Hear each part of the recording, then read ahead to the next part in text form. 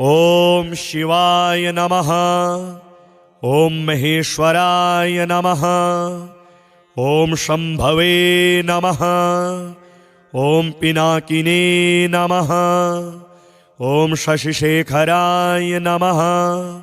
ओम वामदेवाय नमः। ओम विरूपाक्षाय नमः। ओम कपर्दिने नमः। ओम नीललोहिताय नमः। ओम शंकराय नमः। ओम शूलपाणिने नमः। ओम खट्वांगिने नमः। ओम विष्णुवल्लभाय नमः। ओम शिपिविष्टाय नमः। ओम अंबिकानाथाय नमः। ओम श्रीकंठाय नमः। ओम भक्तवत्सलाय नमः। ओम भवाय नमः। ओम शर्वाय नमः। ओम त्रिलोकेशाय नमः। ओम शितिकंठाय नमः। ओम शिवाप्रियाय नमः। ओम उग्राय नमः। ओम कपालिने नमः। ओम कामारये नमः। ओम अंधकासुरसूदनाय नमः। ओम गंगाधराय नमः। ओम ललाटाक्षाय नमः। ओम कलिकालाय नमः। ओम कृपानिधये नमः। ओम भीमाय नमः। ओम परशुहस्ताय नमः। ओम मृगपाणये नमः। ओम जटाधराय नमः। ओम कैलासवासिने नमः। ओम कवचिने नमः।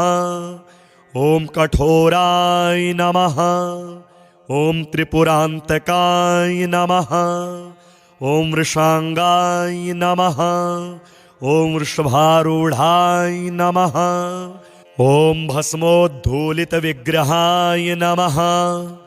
ओम सामप्रियाय नमः। ओम स्वरमयाय नमः। ओम त्रयीमूर्तये नमः। ओम अनीश्वराय नमः। ओम सर्वज्ञाय नमः। ओम परमात्मने नमः। ओम सोमसूर्याग्निलोचनाय नमः। ओम हविषे नमः। ओम यज्ञमयाय नमः। ओम सोमाय नमः। ओम पंचवक्त्राय नमः। ओम सदाशिवाय नमः। ओम विश्वेश्वराय नमः। ओम वीरभद्राय नमः। ओम गणनाथाय नमः। ओम प्रजापतये नमः। ओम हिरण्यरेतसे नमः। ओम दुर्धर्षाय नमः। ओम गिरिशाय नमः। ओम अनघाय नमः। ओम भुजंगभूषणाय नमः। ओम भर्गाय नमः। ओम गिरिधन्वने नमः। ओम गिरिप्रियाय नमः। ओम कृत्तिवाससे नमः। ओम पुरारातये नमः। ओम भगवते नमः। ओम प्रमथाधिपाय नमः। ओम मृत्युंजयाय नमः। ओम सूक्ष्मतनवे नमः। ओम जगद्व्यापिने नमः। ओम जगदगुरवे नमः। ओम व्योमकेशाय नमः। ओम महासेनजनकाय नमः। ओम चारुविक्रमाय नमः। ओम रुद्राय नमः। ओम भूतपतये नमः। ओम स्थाणवे नमः। ओम अहिर्बुधिन्याय नमः। ओम दिगंबराय नमः। ओम अष्टमूर्तये नमः। ओम अनेकात्मने नमः। ॐ सात्विकाय नमः। ॐ शुद्धविग्रहाय नमः। ॐ शाश्वताय नमः। ॐ खण्डपरशवे नमः। ॐ रजसे नमः। ॐ पाशविमोचनाय नमः। ॐ मृडाय नमः। ॐ पशुपतये नमः। ॐ देवाय नमः। ॐ महादेवाय नमः। ॐ अव्ययाय नमः। ॐ हरये नमः। ॐ भगनेत्रभिदे नमः। ॐ अव्यक्ताय नमः। ॐ दक्षाध्वरहराय नमः। ॐ हराय नमः। ॐ पूषादन्तभिदे नमः। ॐ अव्यग्राय नमः। ॐ सहस्राक्षाय नमः। ॐ सहस्रपदे नमः। ॐ अपवर्गप्रदाय नमः। ॐ अनन्ताय नमः। ॐ तारकाय नमः। ॐ परमेश्वराय नमः। ॐ शिवाय नमः। ॐ महेश्वराय नमः। ॐ शम्भवे नमः। ॐ पिनाकिने नमः। ॐ शशिशेखराय नमः। ॐ वामदेवाय नमः। ॐ विरूपाक्षाय नमः। ॐ कपर्दिने नमः। ॐ नीललोहिताय नमः। ॐ शङ्कराय नमः। ॐ शूलपाणिने नमः। ॐ खट्वाङ्गिने नमः। ॐ विष्णुवल्लभाय नमः। ॐ शिपिविष्टाय नमः। ॐ अम्बिकानाथाय नमः। ॐ श्रीकण्ठाय नमः। ॐ भक्तवत्सलाय नमः। ॐ भवाय नमः। ॐ शर्वाय नमः। ॐ त्रिलोकेशाय नमः। ॐ शितिकण्ठाय नमः। ॐ शिवाप्रियाय नमः। ॐ उग्राय नमः। ॐ कपालिने नमः। ॐ कामारये नमः। ॐ अन्धकासुरसूदनाय नमः। ॐ गङ्गाधराय नमः। ॐ ललाटाक्षाय नमः। ॐ कलिकालाय नमः। ॐ कृपानिधये नमः। ॐ भीमाय नमः। ॐ परशुहस्ताय नमः। ॐ मृगपाणये नमः। ॐ जटाधराय नमः। ॐ कैलासवासिने नमः। ॐ कवचिने नमः। ॐ कठोराय नमः। ॐ त्रिपुरान्तकाय नमः। ॐ वृषाङ्गाय नमः। ॐ वृषभारूढाय नमः। ॐ भस्मोद्धूलितविग्रहाय नमः। ॐ सामप्रियाय नमः। ॐ स्वरमयाय नमः। ॐ त्रयीमूर्तये नमः। ॐ अनीश्वराय नमः। ॐ सर्वज्ञाय नमः। ॐ परमात्मने नमः। ॐ सोमसूर्याग्निलोचनाय नमः।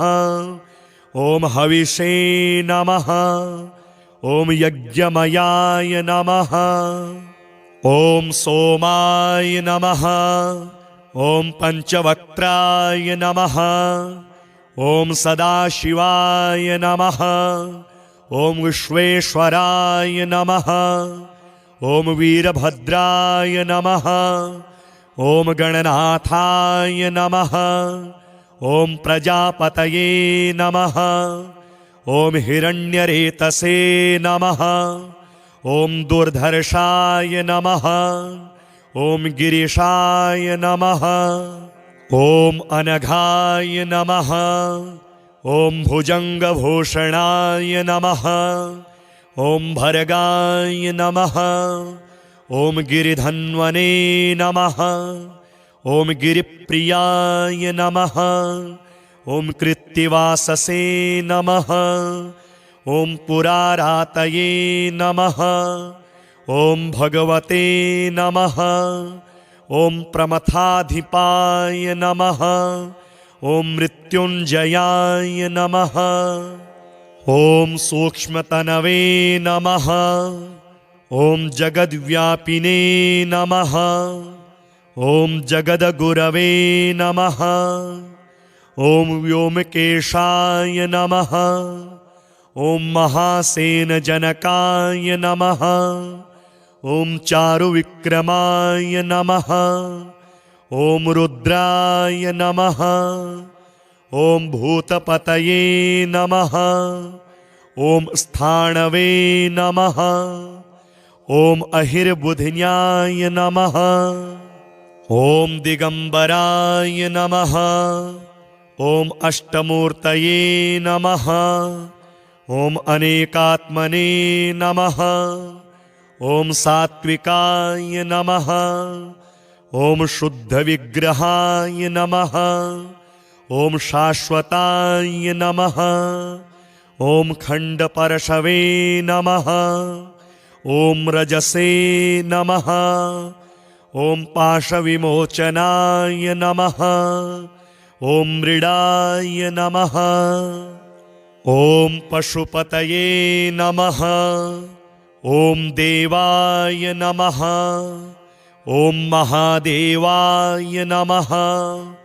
ॐ अव्ययाय नमः। ॐ हरये नमः। ॐ भगनेत्रभिदे नमः। ॐ अव्यक्ताय नमः। ॐ दक्षाध्वरहराय नमः। ॐ हराय नमः। ॐ पूषादन्तभिदे नमः। ॐ अव्यग्राय नमः। ॐ सहस्राक्षाय नमः। ॐ सहस्रपदे नमः। ॐ अपवर्गप्रदाय नमः। ॐ अनन्ताय नमः। ॐ तारकाय नमः। ॐ परमेश्वराय नमः। ॐ शिवाय नमः। ॐ महेश्वराय नमः। ॐ शम्भवे नमः। ॐ पिनाकिने नमः। ॐ शशिशेखराय नमः। ॐ वामदेवाय नमः। ॐ विरूपाक्षाय नमः। ॐ कपर्दिने नमः। ॐ नीललोहिताय नमः। ॐ शङ्कराय नमः। ॐ शूलपाणिने नमः। ॐ खट्वाङ्गिने नमः। ॐ विष्णुवल्लभाय नमः। ॐ शिपिविष्टाय नमः। ॐ अम्बिकानाथाय नमः। ॐ श्रीकण्ठाय नमः। ॐ भक्तवत्सलाय नमः। ॐ भवाय नमः। ॐ शर्वाय नमः। ॐ त्रिलोकेशाय नमः। ॐ शितिकण्ठाय नमः। ॐ शिवाप्रियाय नमः। ॐ उग्राय नमः। ॐ कपालिने नमः। ॐ कामारये नमः। ॐ अन्धकासुरसूदनाय नमः। ॐ गङ्गाधराय नमः। ॐ ललाटाक्षाय नमः। ॐ कलिकालाय नमः। ॐ कृपानिधये नमः। ॐ भीमाय नमः। ॐ परशुहस्ताय नमः। ॐ मृगपाणये नमः। ॐ जटाधराय नमः। ॐ कैलासवासिने नमः। ॐ कवचिने नमः। ॐ कठोराय नमः। ॐ त्रिपुरान्तकाय नमः। ॐ वृषांगाय नमः। ॐ वृषभारूढाय नमः। ॐ भस्मोद्धूलितविग्रहाय नमः। ॐ सामप्रियाय नमः। ॐ स्वरमयाय नमः। ॐ त्रयीमूर्तये नमः। ॐ अनीश्वराय नमः। ॐ सर्वज्ञाय नमः। ॐ परमात्मने नमः। ॐ सोमसूर्याग्निलोचनाय नमः। ॐ हविषे नमः। ॐ यज्ञमयाय नमः। ॐ सोमाय नमः। ॐ पञ्चवक्त्राय नमः।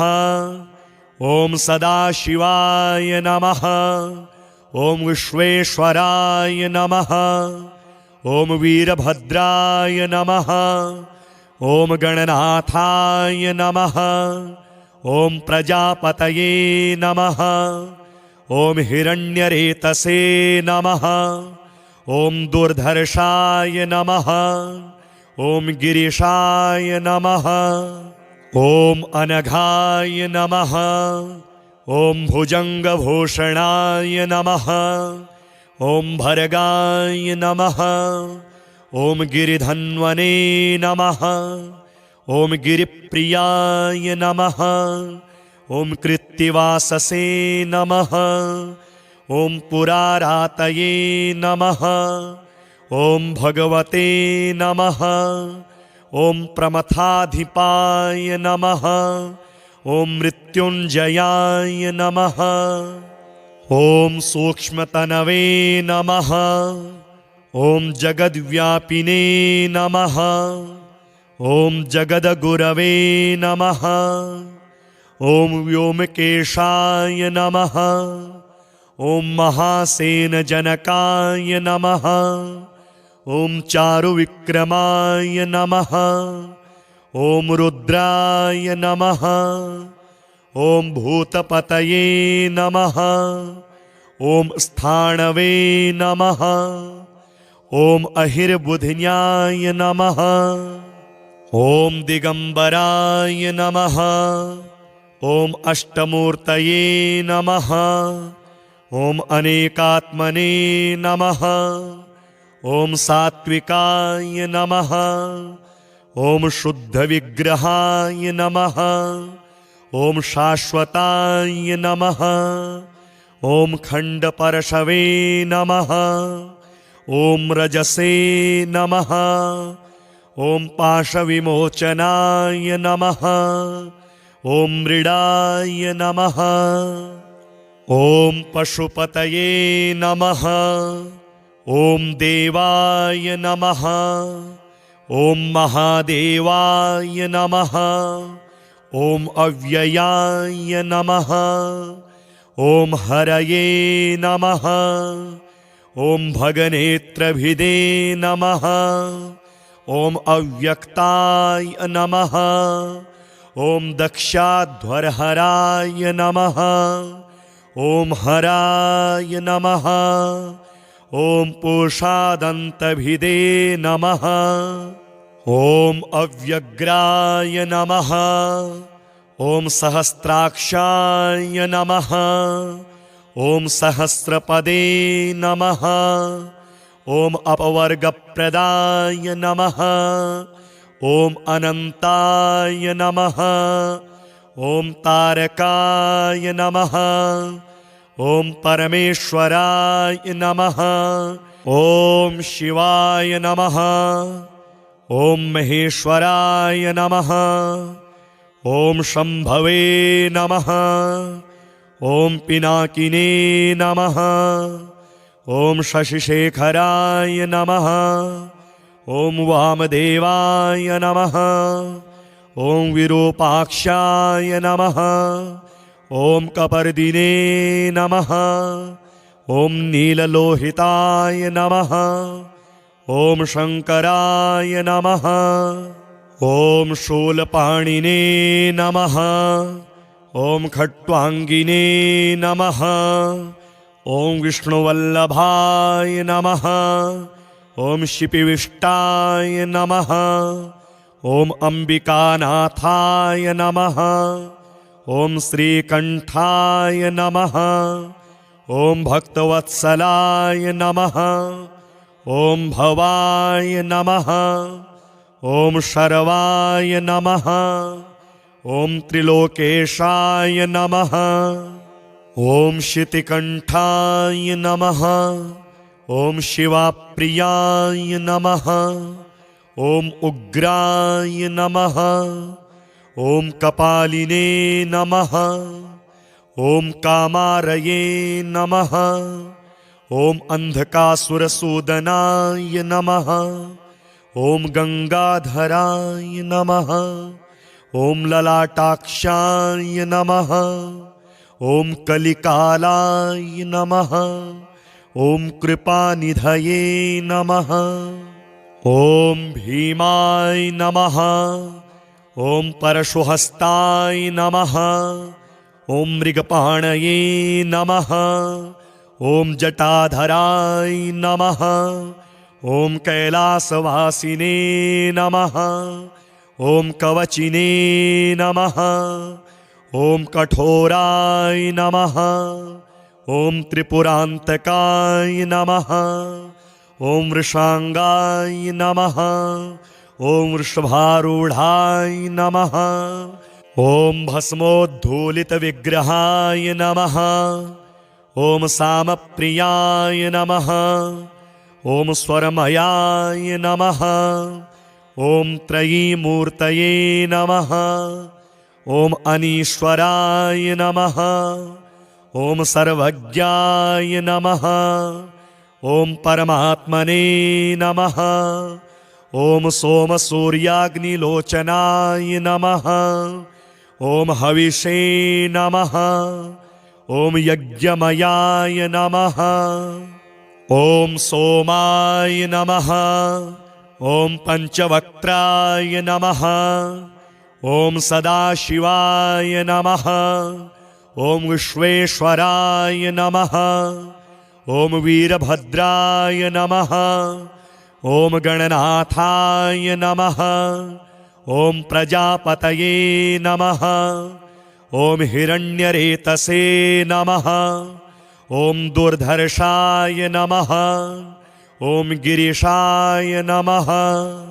ॐ अनघाय नमः। ॐ भुजङ्गभूषणाय नमः।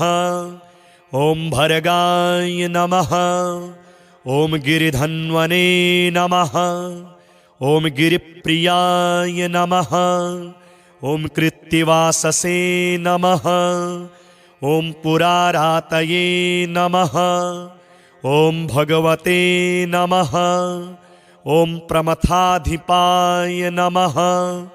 ॐ मृत्युञ्जयाय नमः। ॐ सूक्ष्मतनवे नमः। ॐ जगद्व्यापिने नमः। ॐ जगद्गुरवे नमः। ॐ व्योमकेशाय नमः। ॐ महासेनजनकाय नमः। ॐ चारुविक्रमाय नमः। ॐ रुद्राय नमः। ॐ भूतपतये नमः। ॐ स्थाणवे नमः। ॐ अहिर्बुधिन्याय नमः। ॐ दिगम्बराय नमः। ॐ अष्टमूर्तये नमः। ॐ अनेकात्मने नमः। ॐ सात्विकाय नमः। ॐ शुद्धविग्रहाय नमः। ॐ शाश्वताय नमः। ॐ खण्डपरशवे नमः। ॐ रजसे नमः। ॐ पाशविमोचनाय नमः। ॐ मृडाय नमः। ॐ पशुपतये नमः। ॐ देवाय नमः। ॐ महादेवाय नमः। ॐ अव्ययाय नमः। ॐ हरये नमः। ॐ भगनेत्रभिदे नमः। ॐ अव्यक्ताय नमः। ॐ दक्षाध्वरहराय नमः।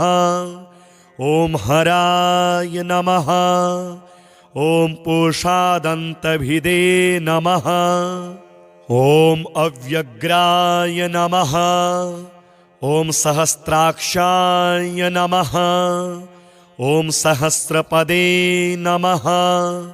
ॐ अपवर्गप्रदाय नमः। ॐ अनन्ताय नमः। ॐ तारकाय नमः।